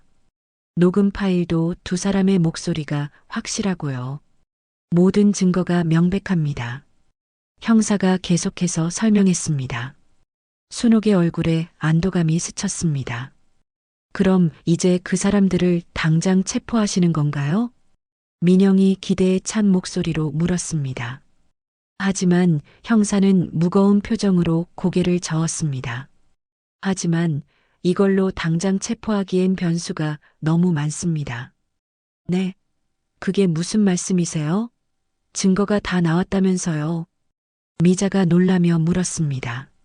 최 원장 측 변호사는 분명 환자의 극심한 불안 증세를 완화하기 위한 합법적인 처방이었다고 주장할 겁니다. 통화 내용도 흥분한 보호자를 안심시키기 위한 대화였다고 발뺌하겠죠. 최악의 경우 아드님께 모든 책임을 떠넘기고 자신은 꼬리 자르듯 빠져나갈 수도 있습니다. 그렇게 되면 법정 싸움이 한없이 길어질 거고 결국 어머님만 더 힘들어지실 겁니다. 형사가 답답하다는 듯 책상을 손으로 탁 쳤습니다. 그럼 이대로 저 악마 같은 놈들을 그대로 두란 말입니까? 판수가 분통을 터뜨렸습니다. 아닙니다. 이런 악질적인 범죄는 반드시 뿌리를 뽑아야 합니다. 형사가 진지한 표정으로 말했습니다. 가장 확실한 방법은 최 원장이 진료실에서 직접 허위치매 진단서를 작성하는 현장을 덮치는 겁니다. 그렇게 되면 사문서 위조, 의료법 위반, 상해, 공모까지 더해져 변명의 여지 없이 완벽하게 끝낼 수 있습니다. 형사가 순옥을 똑바로 바라보며 진지하게 물었습니다. 그러기 위해서는 어머님께서 직접 병원에 가주셔야 합니다. 위험하진 않을까요? 민영이 걱정스럽게 소리쳤습니다. 저희가 모든 안전장치를 마련하고 곁에서 지켜볼 겁니다. 괜찮으시겠습니까? 모두의 시선이 순옥에게로 향했습니다. 순옥은 잠시 눈을 감고 생각하더니 이내 단호한 표정으로 대답했습니다. 하겠습니다. 할머니 괜찮으시겠어요? 전 불안해요. 민영이 깜짝 놀라며 그녀를 말렸습니다. 민영아, 이건 더 이상 나 개인의 복수가 아니야. 법의 이름으로 저런 악을 심판해야지. 그래야 우리 영감 얼굴도 떳떳하게 볼 수 있을 것 같구나. 순옥의 목소리에 확고한 의지가 담겨 있었습니다. 경찰서 문을 나서는 네 사람의 얼굴에는 이전과는 다른 비장함이 감돌았습니다. 다음 날 순옥은 집으로 돌아와 아무 일 없었다는 듯 아들과 며느리를 거실로 불렀습니다. 그녀의 얼굴에는 판수가 미리 알려준 대로 약 기운에 취한 듯한 혼란스러운 기색이 역력했습니다. 강씨가 서희야. 이리 좀 와서 앉아보렴. 목소리에는 일부러 힘을 쭉 빼고 말했어요. 네, 어머니. 무슨 일이세요? 아들과 며느리가 기다렸다는 듯 나란히 소파에 앉았습니다. 요즘 내가 아무래도 이상하다. 자꾸 깜빡깜빡하고 금방 뭘 했는지도 기억이 안 나고 방금 내가 너희를 왜 불렀는지도 잊어버렸구나. 순옥이 정말로 괴로운 듯 머리를 감싸쥐며 말했습니다. 그 모습을 본 강식과 서희의 눈이 탐욕으로 반짝였습니다. 드디어 약효가 제대로 나타나기 시작했다고 그렇게 믿는 눈치였죠. 어머니, 그럼 병원에 한번 가보시는 게 어떨까요? 요즘 좋은 약이 많다고 하더라고요. 서희가 걱정하는 척하며 조심스럽게 제안했습니다. 그래야 할까 보다. 이러다 정말로 치매라도 오는 건 아닌지 덜컥 겁이 나는구나. 내일 나랑 같이 병원 좀 가다오. 순옥이 불안에 떠는 연기를 완벽하게 해냈습니다. 네, 어머니. 걱정 마세요. 제가 용하다는 병원으로 잘 알아볼게요. 강식은 기쁨을 감추지 못하고 쾌재를 부르며 대답했습니다. 그는 곧장 방으로 들어가 최 원장에게 전화를 걸었습니다. 원장님, 접니다. 드디어 어머니가 스스로 병원에 가겠다고 하십니다. 그래요? 아주 잘 됐군요. 그럼 내일 오전 10시로 예약 잡아두겠습니다. 다른 환자들 없을 때 조용히 처리하는 게 좋으니까요. 최 원장의 목소리에는 만족감이 가득 묻어났습니다. 다음 날 오전 약속된 시간이 되자 관할 경찰서 형사들이 체포영장과 압수수색영장을 발부받아 한빛 신경외과 주변에 잠복했습니다. 병원으로 향하는 차 안에서 순옥은 판수가 밤새 만들어준 특수 지팡이를 손에 꼭 쥐고 있었죠. 겉보기에는 평범한 노인용 지팡이였지만 손잡이 부분에는 초소형 송신기가 숨겨져 있었습니다. 할머님, 정말 괜찮으시겠어요? 무서우시면 지금이라도. 차 안에서 민영이 걱정스러운 얼굴로 물었습니다. 괜찮다. 여기까지 왔는데 이제 와서 물러설 수는 없지. 끝을 봐야 해. 순옥이 단호한 목소리로 대답했습니다. 마침내 한빛 신경외과에 도착한 순옥과 아들 내외는 접수를 마치고 진료실 앞에서 차례를 기다렸습니다. 병원 밖 감시 차량 안에서는 판수가 헤드셋을 쓴 채 수신 장치를 조작하고 있었죠. 음성 신호 아주 깨끗하게 잘 들리고 있습니다. 판수가 옆에 앉은 형사에게 보고했습니다. 좋습니다. 만일의 사태에 대비해서 오민영 씨는 지금 즉시 로비로 잠입해서 대기해 주십시오. 형사가 민영에게 무전으로 지시했습니다. 네, 알겠습니다. 민영은 다른 환자 보호자인 척하며 자연스럽게 병원 로비 소파에 자리를 잡았습니다. 이순옥 환자분, 들어오세요. 간호사의 말에 순옥의 심장이 쿵 내려앉았습니다.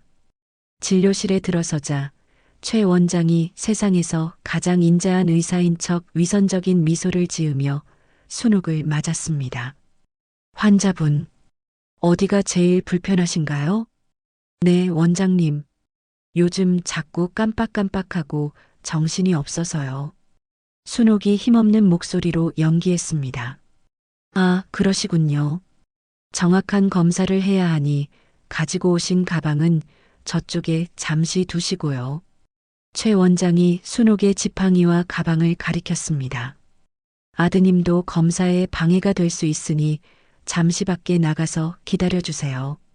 강식까지 밖으로 내보낸 최 원장은 진료실 문을 직접 잠갔습니다. 1차 녹음 장치는 그렇게 무력화되었습니다. 하지만 판수는 이런 상황을 모두 예상하고 순옥의 외투 단추에도 똑같은 성능의 초소형 송신기를 미리 달아두었습니다. 진료실에 단둘이 남게 되자 최 원장이 드디어 본색을 드러내기 시작했습니다. 환자분, 오늘이 며칠인지는 아시겠어요? 10월 9일 아닙니까? 순옥이 또렷하게 대답했습니다. 허허, 우리나라 대통령 이름은 기억나시고요? 이런 기본적인 것들도 이제는 가물가물하시죠? 제가 다 이해합니다. 최 원장이 일부러 순옥을 무시하며 혼란스러운 질문들을 마구 던졌습니다. 내 정신은 아주 멀쩡해요. 당신 같은 사기꾼을 상대할 수 있을 만큼은. 순옥이 차가운 목소리로 받아쳤습니다. 그 순간 최 원장의 위선적인 미소가 표정에서 사라졌습니다. 뭐라고요?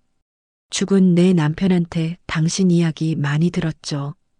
이정훈 형사. 과거에 당신을 직접 수사했던 그 형사 말입니다. 순옥의 말에 최 원장의 얼굴이 뱀처럼 일그러졌습니다. 하? 그 지긋지긋한 영감탱이와 눈빛까지 아주 똑 닮았군요. 최 원장이 비릿한 웃음을 지었습니다. 하지만 어쩌나 난 무죄로 풀려났고 당신 남편은 틀렸다는 게 증명됐는데. 그는 보란듯이 책상 위 진단서 양식을 꺼내 들고 펜으로 글씨를 적어내리기 시작했습니다. 상기 환자는 중증의 혈관성 치매 소견을 보이며 망상 및 공격적 행동을 동반하여 즉각적인 보호시설 입원이 필요함.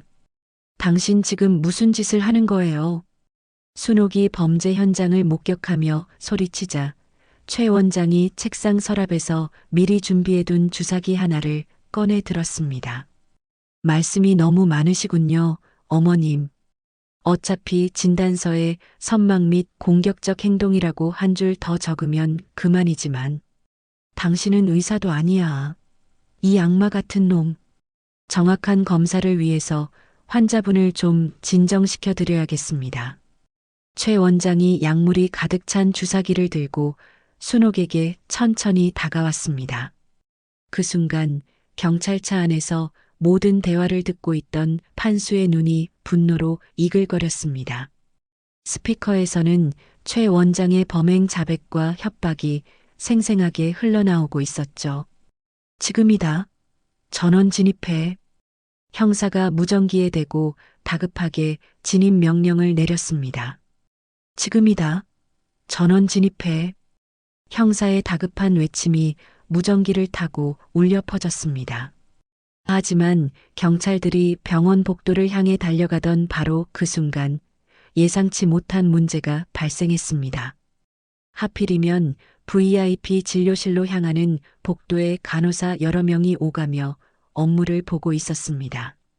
복도에 있는 간호사들이 경찰들을 보고 소리라도 지른다면 방 안에 있는 최 원장이 무슨 짓을 할지 몰랐으니까요. 잠깐, 전원 대기.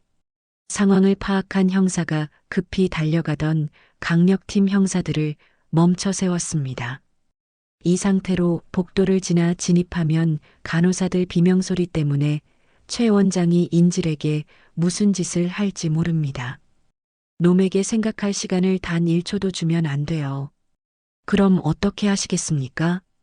다른 경찰 한 명이 물었습니다. 복도를 비워야 합니다. 어떻게든 저 간호사들의 시선을 다른 곳으로 돌려야 해요. 형사가 무전기를 들고 다급하게 상황을 보고했습니다. 병원 로비 소파에 앉아 초조하게 상황을 기다리던 민영의 귀에 꽂힌 이어폰으로 모든 상황이 생생하게 전달되었습니다. 그 순간 민영의 머릿속에 아주 오래전 철없던 시절 소매치기를 하며 터득했던 기술이 번개처럼 스쳐 지나갔습니다. 바로 수많은 사람들의 시선을 단 한 곳으로 완벽하게 집중시키는 기술이었죠. 팀장님, 제가 한번 해보겠습니다. 복도를 비워볼게요. 민영이 무전기에 대고 외쳤습니다. 그녀는 망설일 틈도 없이 로비 중앙에 있는 접수처로 달려가 준비해온 영수증 뭉치를 데스크 위에 내리치며 고래고래 소리를 지르기 시작했습니다. 이게 도대체 어떻게 된 계산이에요? 우리 엄마 수술비가 왜 이렇게 많이 나왔냐고요? 사람을 아주 날강도로 아는구만. 네. 손님, 죄송합니다만 우선 진정하시고 차근차근 말씀해. 갑작스러운 소란에 접수처 직원이 당황하며 말을 더듬었습니다. 차근차근은 무슨, 이게 지금 말이 된다고 생각해요? 병원이 아니라 완전 도둑 소굴이네. 민영이 가방까지 접수대에 집어던지며 완벽한 분노 연기를 펼쳤습니다. 순식간에 병원 로비는 아수라장이 되었습니다. 손님, 제발 진정하세요. 다른 환자분들도 계시잖아요. 진정하게 생겼어요? 우리 엄마가 이 수술 때문에 며칠 밤을 뜬 눈으로 지새웠는데 이렇게 뒤통수를 쳐? 민영이 서류를 공중으로 흩뿌리며 울부짖자 로비에 있던 모든 환자들과 보호자들의 시선이 그녀에게로 쏠렸습니다. 어머, 저기 무슨 일이야? 수술비 때문에 싸움 났나 봐. 당연히 복도에서 서성이던 간호사들도 웅성거리는 소리에 놀라 하나둘 로비로 달려 나왔습니다. 무슨 일이세요? 누가 좀 말려주세요. 간호사들이 모두 소란을 진정시키기 위해 민영에게 달려들었습니다. 바로 그때였습니다. 단 몇 초간 진료실로 향하는 복도가 텅 비게 되었죠. 지금이야. 형사의 신호와 함께 경찰들이 소리 없이 고양이처럼 달려 진료실 문 앞에 도달했습니다. 그 시각 진료실 안에서는 최 원장이 약물이 든 주사기를 순옥의 팔에 막 꽂으려는 찰나였습니다. 이제 곧 아주 편안하고 조용해지실 겁니다. 어머님. 최 원장이 악마 같은 미소를 지었습니다. 바로 그때 쾅! 진료실 문이 거대한 충격음과 함께 박살나며 검은 옷을 입은 경찰들이 눈 깜짝할 사이에 들이닥쳤습니다. 경찰이다. 손들어. 당장 손에 든 거 내려놔. 뭐야? 최 원장이 쏘스라치게 놀라며 손에 들고 있던 주사기를 바닥에 떨어뜨렸습니다. 최정훈, 당신을 의료법 위반과 상해 미수 혐의로 현행범 체포한다. 경찰이 최 원장을 바닥에 거칠게 넘어뜨리고 차가운 수갑을 채웠습니다. 할머님, 괜찮으십니까? 형사가 가장 먼저 순옥에게 달려왔습니다. 괜찮아요. 다행히 괜찮습니다. 순옥이 놀란 가슴을 쓸어내리며 안도의 한숨을 내쉬었습니다. 범인이 서명한 허위 진단서 현장 증거로 확보했고 사용하려던 주사기도 압수하겠습니다. 형사가 책상 위에 놓인 진단서를 들어보였습니다. 로비에서는 민영이 여전히 소란을 피우며 연기를 계속하고 있었습니다. 아니, 이게 말이 되냐고요. 원장 나오라고 해요. 그때 복도에서 최 원장이 수갑을 찬 채 형사들에게 끌려 나왔습니다. 원장님? 모든 간호사들과 직원들이 충격에 빠져 입을 다물지 못했습니다. 그제야 민영은 재빨리 연기를 멈추고 순옥에게 달려갔습니다. 할머님, 정말 괜찮으세요? 다친 데는 없으시고요? 그럼 괜찮고 말고 우리 민영이 덕분에 살았어.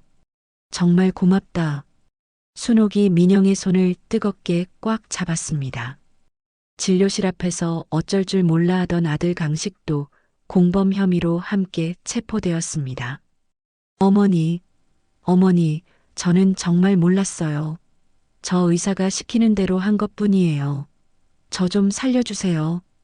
강식이 경찰에게 끌려가며 절규했지만 순옥은 그를 향해 눈길 한 번 주지 않고 차갑게 외면했습니다. 병원 밖에서는 판수와 미자가 초조하게 두 사람을 기다리고 있었습니다. 순옥이 고생 많았소. 정말 장했어. 판수가 순옥의 어깨를 격려하듯 토닥였습니다. 아이고, 이제 정말 모든 게 다 끝났네요. 미자가 안도의 한숨을 쉬었습니다. 아니야, 이제부터가 진짜 시작이야. 순옥이 단호하게 말했습니다. 시작이라니요? 민영이 물었습니다. 법정에서 마지막까지 싸워야지. 다시는 이런 악질들이 선량한 다른 사람들을 해치지 못하도록 이번에 아주 뿌리를 뽑아야 해. 그게 내 아들일지라도. 순옥의 말에 다른 세 사람도 굳은 표정으로 고개를 끄덕였습니다. 그들의 시선은 이미 수갑을 차고 떠나는 최 원장과 아들을 넘어 앞으로 열릴 법정의 문을 향하고 있었습니다. 병원 복도에서 수갑을 찬 채 끌려가는 아들 강식과 서희의 모습을 순옥은 차갑지만 쓸쓸한 눈으로 지켜보았습니다. 철컹이는 수갑 소리가 들리는 순간 강식은 그제야 자신이 어머니에게 얼마나 끔찍하고 돌이킬 수 없는 짓을 저질렀는지 깨달은 듯 했습니다. 어머니, 제가 잘못했어요. 강식이 경찰에게 끌려가며 절규하듯 순옥을 불렀지만 순옥은 끝내 뒤돌아보지 않고 병원 밖으로 걸어 나갔습니다. 아들의 울음소리가 등 뒤에서 점점 멀어져 갔습니다. 며칠 후 경찰서의 차가운 조사실에서 순옥과 아들이 다시 마주 앉았습니다. 강식은 수척해진 얼굴로 순옥을 보자마자 그 자리에 무릎을 꿇고 오열하기 시작했습니다. 어머니, 제가 정말 잘못했습니다. 하지만 제발 제 말 좀 믿어주세요. 그 최 원장이라는 놈이, 그놈이 저를 꼬드겨서. 강식이 눈물 콧물을 쏟으며 변명을 늘어놓았습니다. 강식아. 순옥이 얼음장처럼 차가운 목소리로 아들의 이름을 불렀습니다. 네, 네. 어머니. 네가 그 의사를 먼저 찾아간 것이 아니니? 순옥의 날카로운 질문에 강식의 울음소리가 순간 멎었습니다. 그건 사채 빚에 쪼들려서 내 재산이 탐났던 것이 아니고. 연이어 터져나오는 질문에 강식은 아무 말도 하지 못하고 고개만 숙였습니다. 내 입으로 직접 멀쩡한 어머니 치매 환자로 만들어달라고 부탁한 것이 맞지 않아? 순옥의 목소리에는 참아왔던 분노와 깊은 실망감이 뒤섞여 터져나왔습니다. 죄송합니다. 어머니, 제가 정말 죄송합니다. 강식은 더 이상 변명할 말이 없다는 것을 깨닫고 바닥에 머리를 찌으며 용서를 빌었습니다. 그 처참한 모습을 보는 순옥의 눈빛이 잠시 흔들렸지만 그녀는 결국 고개를 돌려버렸습니다. 이제 와서 후회한들 너무 늦었다. 어머니, 제발 단 한 번만 용서해 주세요. 네. 아들을 감옥에서 썩게 하실 생각이세요? 용서라니. 사람은 누구나 자기가 저지른 일에 대한 대가를 치러야 하는 법이다. 순옥이 자리에서 일어나며 차갑게 말했습니다. 그리고 마침내 법의 심판이 내려지는 날이 왔습니다. 법정에서 최 원장에게는 의료법 위반, 사문서 위조, 상해, 미수 등의 혐의로 징역 3년이 선고되었습니다. 피고인 최정우는 환자의 생명을 다루는 의사로서의 기본적인 윤리를 저버리고 오직 금전적 이익과 사적인 복수심을 위해 환자를 기만한 바, 그 죄질이 매우 불량하여 엄중한 처벌이 불가피하다. 판사가 엄숙한 목소리로 판결문을 읽어 내려갔습니다. 최 원장은 창백하게 질린 얼굴로 고개를 숙였습니다. 아들 강식과 며느리 서희에게도 각각 징역 1년 6개월의 실형이 선고되었습니다. 피고인들은 피해자의 아들과 며느리라는 점을 고려하여 감형을 검토하였으나 천륜을 저버린 폐륜적 범죄의 성격이 매우 중대하므로 엄벌에 처한다.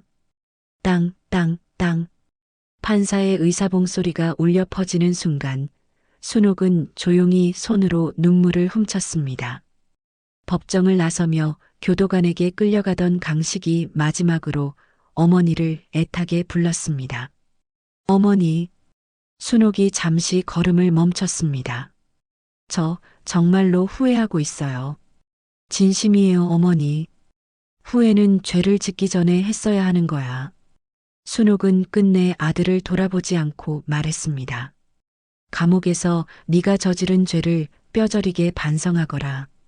내 아버지한테도. 어머니.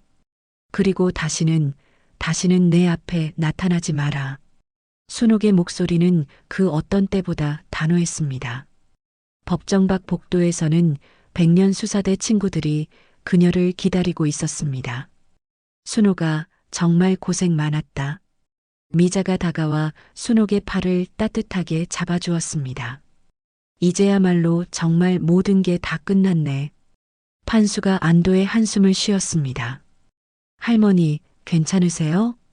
민영이 걱정스러운 눈빛으로 순옥의 얼굴을 살폈습니다. 그럼 괜찮다. 이제 정말 후련해. 마음이 아프기도 하지만. 순옥이 깊은 숨을 내쉬며 희미하게 미소 지었습니다. 모든 판결이 끝나고 집으로 돌아온 순옥은 텅 빈 아들의 방을 바라보며 깊은 허탈감에 휩싸였습니다. 아들의 흔적이 사라진 방은 마치 집 한가운데에 커다란 구멍이 뚫린 것처럼 휑했죠. 한때는 아들 내외의 웃음소리로 가득했던 집이 이제는 숨막히는 정막만이 감돌았습니다. 순옥은 그 정막이 무서웠습니다. 며칠 후 순옥은 이대로 주저앉을 수 없다는 생각에 굳게 마음을 먹고 소중한 친구들을 자신의 집으로 초대했습니다. 아침부터 분주하게 시장을 보고 정성껏 음식을 준비하며 애써 텅 빈 마음을 채우려 노력했어요. 어머나 세상에, 혼자서 이걸 다 준비했단 말이에요? 완전 진수성찬이네. 집에 도착한 미자가 상다리가 휘어지게 차려진 음식을 보며 감탄했습니다. 와, 할머니. 정말 오랜만에 이렇게 따뜻한 집밥을 받아보는 것 같아요. 민영이 아이처럼 기뻐하며 말했습니다. 뭘 별것도 아닌데. 나야 뭐 혼자 먹으려니 입맛도 없고 해서 겸사겸사 차려본 거지. 순옥이 쓸쓸하게 웃으며 말했습니다. 이런 정성이 가득 담긴 밥상은 정말 오랜만이요. 잘 먹겠소이다. 판수가 젓가락을 들며 말했습니다.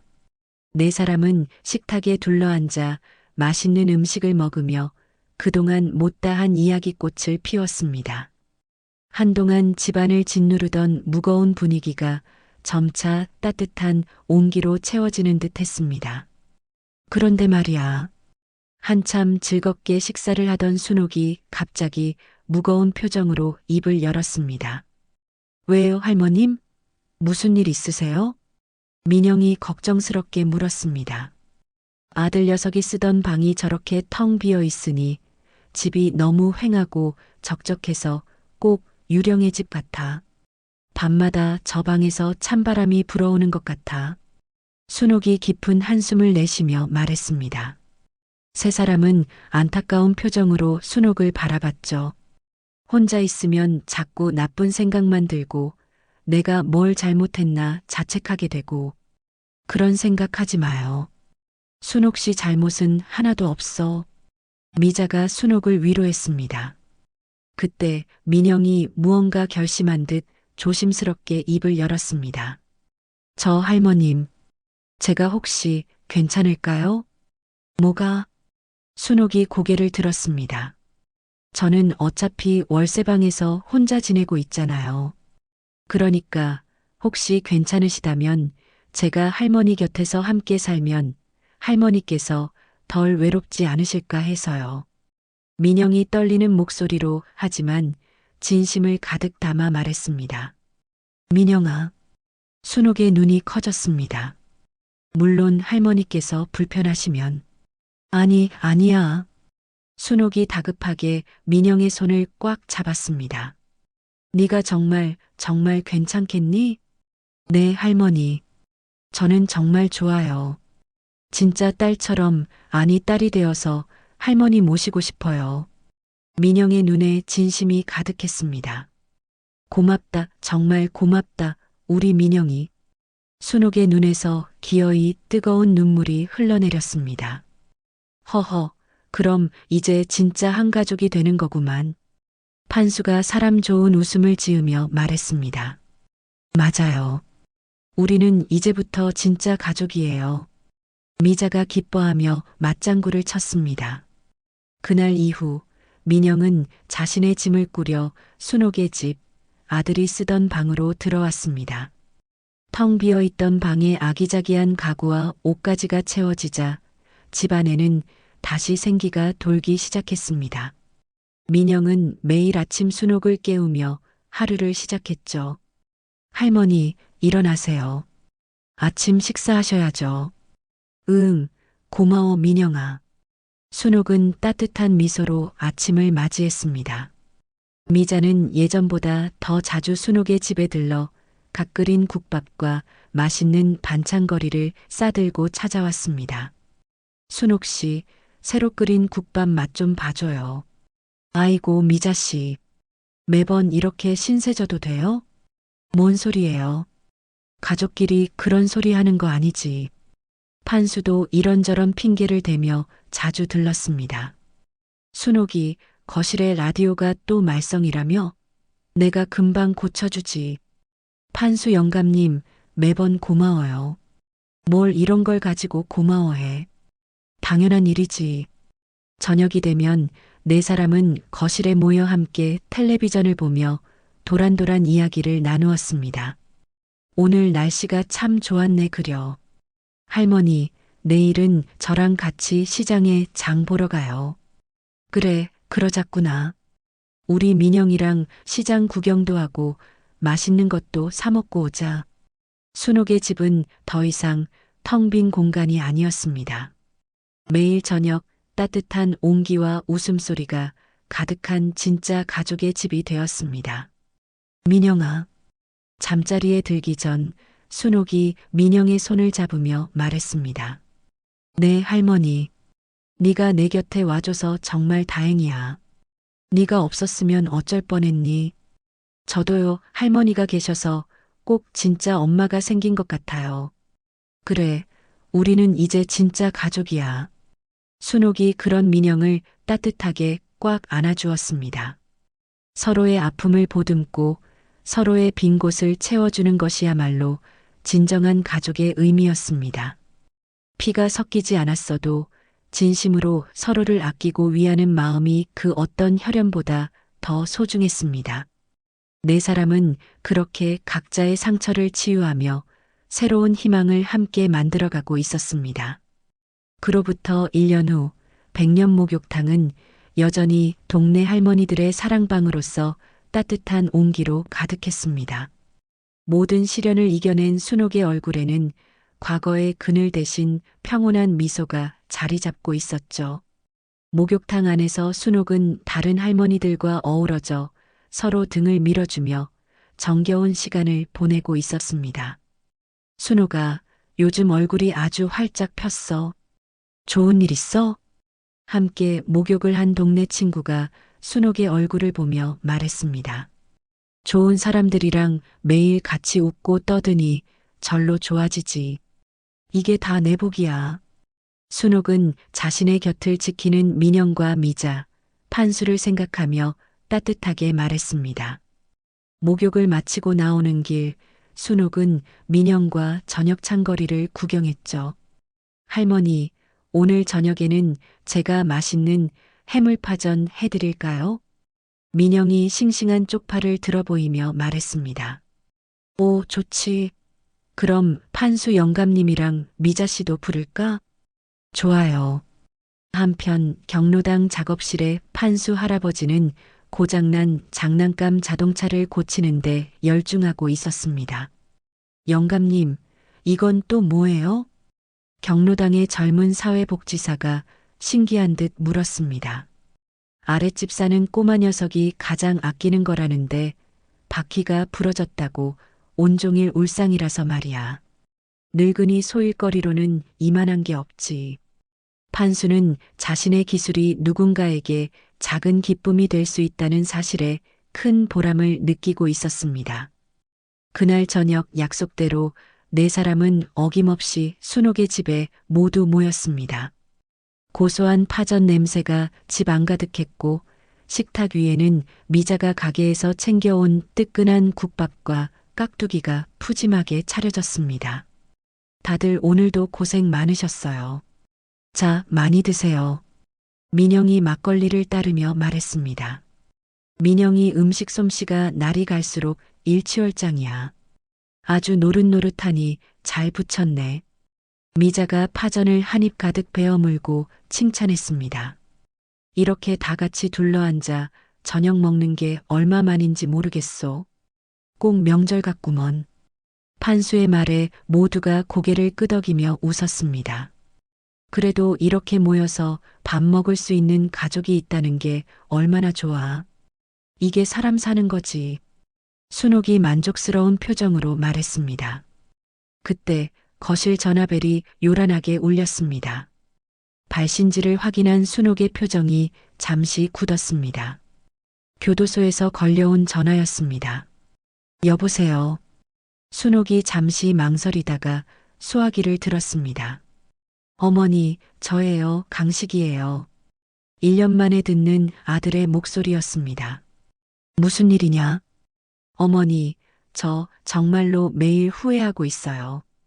그의 목소리는 예전과 달리 많이 차분해져 있었습니다. 그래. 순옥의 목소리는 담담했습니다. 용서해달라고 전화드린 거 아니에요. 저한테는 그럴 자격도 없다는 거 잘 알아요. 그럼 왜 전화했어? 그냥 어머니께서 건강하게 잘 지내시는지 그게 너무 궁금해서요. 아들의 목소리에 꾸밈없는 진심이 담겨 있었습니다. 순옥은 잠시 눈을 감았습니다. 강씨가, 네 어머니. 거기서 내 몫의 인생을 스스로 책임지는 법을 배우고 진심으로 속죄하며 살아라. 네 어머니. 꼭 그렇게 할게요. 그리고 나올 때는 진짜 사람이 되어서 나와라. 어머니. 그리고 오롯이 내 힘으로 살아가거라. 알겠니? 순옥은 그 말을 끝으로 조용히 수화기를 내려놓았습니다. 친구들이 걱정스러운 눈으로 그녀를 바라봤습니다. 괜찮으세요, 할머니? 괜찮아. 이제 정말로 마음속 응어리가 다 풀린 것 같구나. 순옥이 후련한 표정을 지었습니다. 민영이 그런 순옥의 곁으로 다가가 손을 잡았습니다. 오늘도 그들은 서로에게 희망이 되어주고 있었습니다. 오늘 이야기 어떠셨나요? 혹시 끝까지 함께 해주신 분이 계시다면 잘 들었다고 댓글 하나만 남겨주세요. 여러분에게도 따뜻하고 빛나는 날들이 찾아올 거예요. 구독과 좋아요는 다음 이야기를 이어가는 큰 힘이 됩니다. 지금까지 오늘도 사연이었습니다. 더 깊고 따뜻한 이야기로 다시 찾아뵐게요. 편안한 하루 보내세요. 감사합니다.